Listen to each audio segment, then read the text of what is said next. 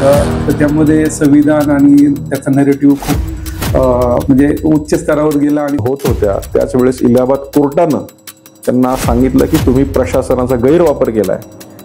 तेव्हा अनुसूचित जातीचा जो मिळणारा प्रतिसाद आहे त्याबद्दल तुम्ही काय सांगाल?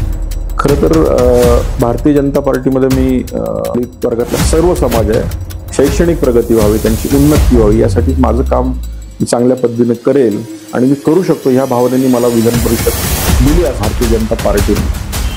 मी मधला दुवा म्हणून त्यांनी मला या ठिकाणी बसवलंय आणि ते काम मी सातत्याने चिकाटीने करत राहील। शेवटी कामाचा मोबदला कर्माचा जो फायदा आहे।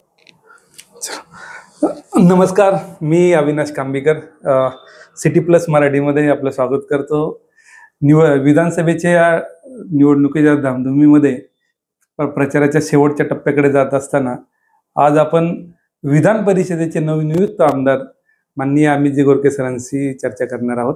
सर नमस्ते। नमस्कार। नमस्कार सर, महाराष्ट्राची जी आत्ताची विधानसभा निवडणूक लागलेली आहे आणि त्या पार्श्वभूमीवर तुमची महाराष्ट्र बीजेपीने महाराष्ट्र विधान परिषदेसाठी आमदार म्हणून नियुक्ती केलेली आहे। दरम्यानच्या काळामध्ये लोकसभेचा जो प्रचार चालला होता तर त्यामध्ये संविधान आणि त्याचा नॅरेटिव्ह खूप म्हणजे उच्च स्तरावर गेला आणि त्याचा सेटबॅक राष्ट्रीय स्तरावरती बीजेपीला पडला होता आणि त्याच्यामध्ये तुमची नियुक्ती झाली आणि मध्ये तुम्ही संविधान रॅली काढल्या, तर त्याविषयी तुम्ही काय सांगाल? तर विधान परिषदेवर माझी नियुक्ती ज्यावेळेस मी 28 जुलैला खऱ्या अर्थानं शपथ घेतली आणि त्या दिवशी माझी नियुक्ती झाली, त्यानंतर मी लगेचच अण्णाभाऊ साठे जयंती आणि बार्टीची घोषणा झाल्यानंतर मी 2 तारखेनंतर माझा संपूर्ण विधानसभा 2024च्या दृष्टीने प्रवास चालू केला आणि मी 90 पेक्षा जास्त मतदारसंघामध्ये महाराष्ट्रात 32 जिल्ह्यांपेक्षा जास्त जिल्ह्यांमध्ये 250 पेक्षा जास्त तालुक्यांमध्ये मी प्रवास केला। आणि प्रवास करत असताना एक तर मला दिसलं की जो संविधानाचा नॅरेटिव्ह जो याच्या आधी चालवला गेला होता तो नॅरेटिव्ह आत्ता संपूर्णपणे पुसण्याचं काम आम्ही सर्वांनी मिळून केलं आणि तो पुसलाही गेलाय। म्हणजे माझ्या ह्या विधानसभा क्षेत्रातील प्रत्येक दौऱ्यामध्ये ज्याला त्यात संविधान रॅलीज पण झाल्या आणि बहुजन संवाद यात्रा असं त्या यात्रेला म्हटलं होतं, त्याच्यामध्ये बौद्ध समाज, मातंग समाज, वाल्मिकी समाज, मादिगा समाज, एससी कम्युनिटीतल्या सगळ्याच लोकांनी मला भरभरून प्रतिसाद दिला आणि या प्रतिसादामध्ये असं दिसलं की खोट्या पद्धतीनं हा नॅरेटिव्ह चालला होता।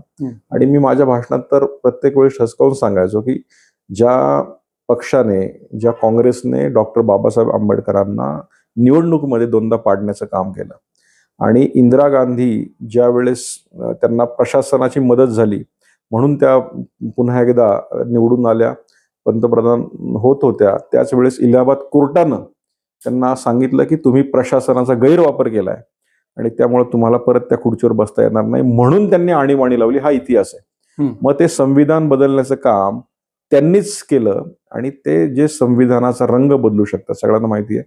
राहुल गांधी यांनी आता संविधान दाखवलं, ते पत्रकारांनी पाहिलं कोरं होतं, निळं संविधान लाल केलं। जे काँग्रेस संविधानाचा रंग बदलू शकतं ते आमच्यासारख्या दलित मागासवर्गीय लोकांचं रक्षण काय करणार, हा माझा प्रश्न प्रत्येक सभेमध्ये होता। आणि त्यामुळं या माझ्या सगळ्या ह्याच्यातनं खऱ्या अर्थानं जनतेचाही मी कान उघडणी करण्यासाठी प्रयत्न केला। गोरगरीब जनतेला जी फसवण्याची भूमिका या महाविकास आघाडी सरकारने केली होती, त्यामुळे आत्ताच्या निवडणुकीला संविधान हा विषय हा बिलकुल जो त्यांनी नॅरेटिव्ह बसवला तो चालणार नाही। म्हणजे तुम्हाला असं म्हणायचं की महाराष्ट्र विधान परिषदेच्या विधानसभेची जी निवडणूक आहे आता त्यामध्ये संविधानाचा मुद्दा आता गौण झालेला आहे। हा गौण झाला, 100% त्या मुद्द्याला आता फारसं महत्व नाही देते बीजेपी आणि महायुती सरकार। सर, मला एक तुम्हाला विचारायचं होतं की पिंपरी चिंचवड मध्ये, पिंपरी हा राखीव मतदारसंघ आहे आणि पिंपरी चिंचवड राखीव मतदारसंघ असतानाही तुम्हाला भाजपाने संपूर्ण महाराष्ट्राची जबाबदारी दिली। तर ह्या विधानसभेच्या दृष्टीने जेव्हा आपण विचार करतो तेव्हा अनुसूचित जातीचा जो मिळणारा प्रतिसाद आहे त्याबद्दल तुम्ही काय सांगाल? खरं तर भारतीय जनता पार्टीमध्ये मी बघत होतो की तिथे एससी समाजाच्या नेतृत्वाची पोकळी मलाही जाणवली आणि पिंपरी विधानसभेसाठी गेले मी 10 वर्ष अखंडपणे काम करत होतो। मागच्या वेळेस महायुती सरकारमध्ये आल्यावर शिवसेनेला हा मतदारसंघ गेला, गौतम चाबुसकरांना त्या ठिकाणी तिकीट दिलं गेलं। तदनंतर यावर्षी असं वाटत होतं की बाबा युती तुटेल आणि पण ती युती तुटली नाही, उलट आणखी जोडली गेली आणि घट्ट झाली. अजितदादांचा पवारांचा पक्ष आला. आणि मग त्यावेळेस मी खऱ्या अर्थानं कोड्यात होतो की बाबा नेमकं आता माझं काय होणार. पण मी ठरवलं होतं की कुठल्या परिस्थितीत लढायचं. पण भारतीय जनता पार्टीने माझं काम, माझे नेतृत्व असलेले माननीय देवेंद्रजी फडणवीस, माननीय बावनकुळे साहेब यांनी माझं काम गेल्या 15 वर्षातलं माझं बीजेपीतलं काम त्यांनी पाहिलं, संघटनेतलं काम पाहिलं. आणि सरप्राईज म्हणजे माझ्या मनातही कुठलं नव्हतं की मी कधी विधान परिषदेवर जाईल, कारण विधानसभा लढवणं हे माझं मी कर्तव्य समजत होतो. त्याआधी मला सोलापूर लोकसभेसाठी माझं नाव आलं, शेवटच्या क्षणी ते कट झालं, अशा अनेक गोष्टी झाल्या होत्या. पण ही संधी दिली आणि ही संधी दिल्यानंतर मी पहिले 3 दिवस तर मी कोमामध्ये होतो, खरंच मी विधान परिषदेत गेलोय का. दुसरं, आणि मग माझं काही चुकतंय का, कारण मला माहिती आहे मी पिंपरी विधानसभेत लढून जिंकू शकतो, असं भावना येत होत्या. पण तदनंतर जे मला पक्षादेश आले आणि मी संपूर्ण महाराष्ट्रभर अनुसूचित जातीच्या सगळ्या वाड्या वस्त्यांमध्ये फिरल्यानंतर मला नेमकं लक्षात आलं की या सर्व समाजाला खऱ्या अर्थानं एक चांगल्या अभ्यासू माणसाची गरज आहे. अभ्यास करणं हा माझा स्वभाव असल्यामुळे येणाऱ्या काळात या समाजासाठी, मग तो दलित वर्गातला सर्व समाज आहे, शैक्षणिक प्रगती व्हावी, त्यांची उन्नती व्हावी, यासाठीच माझं काम चांगल्या पद्धतीने करेल आणि मी करू शकतो ह्या भावनेने मला विधान परिषद दिली असावी असं मला वाटतं. म्हणजे मलाही असंच वाटतंय की भाजपाने जी विधान परिषद दिली याच्या मागचा म्हणजे बॅकग्राऊंड खूप मोठं असावं. कारण जे अनुसूचित जाती जमातीचा जो आता जर विषय जर घेतला आपण, तर रामदास आठवलेशिवाय दुसरे कुठल्याही नेतृत्वाचं नाव येत नाही. आणि मला वाटतं ती पोकळी भरून काढण्यासाठी तुमची 100% नियुक्ती झाली असावं.